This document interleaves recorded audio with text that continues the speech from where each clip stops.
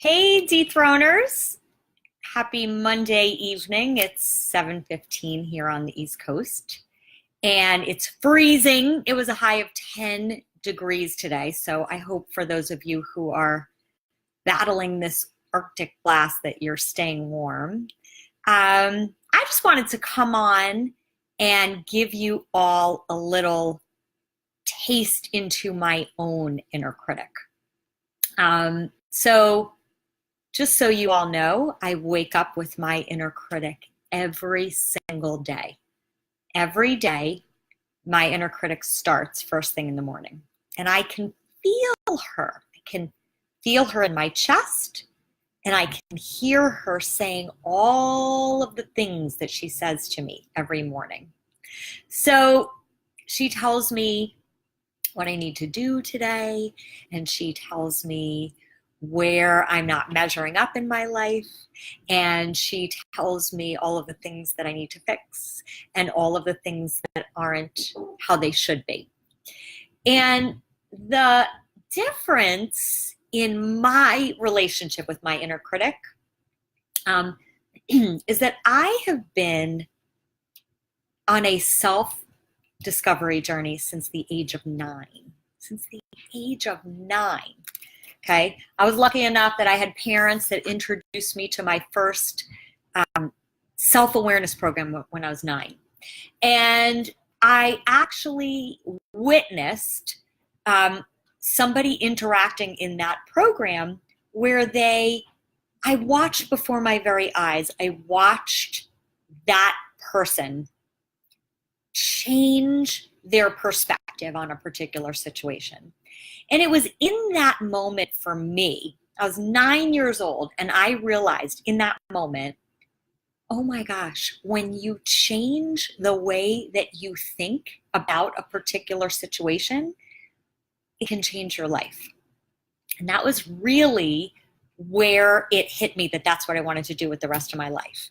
And I will tell you all that since the age of 9, basically I have not stopped in self-growth and self-discovery. In fact, I can honestly say that the work that I do with my clients and in the Dethroning Your Inner Critic programs is out of all of my journey into my own personal growth.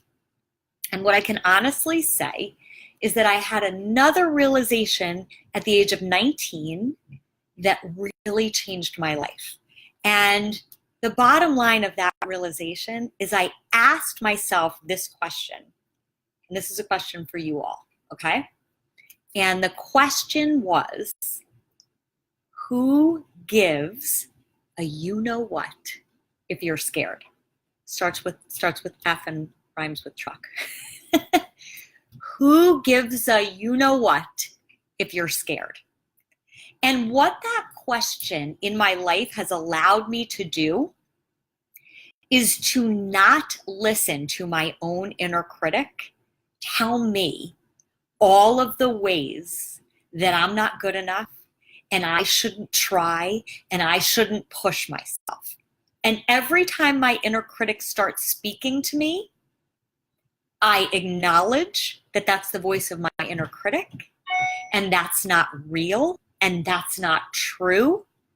And I do the very thing that makes me afraid. Even going on video, even going live. Every time before I go on live, I've got all sorts of feelings about it. But you know what I do? I acknowledge that's my inner critic telling me that people are going to judge me, or I'm not going to sound the way that I want to sound, or I don't have enough of a grasp on my idea for the Facebook Live. And I acknowledge it, and I do it anyway.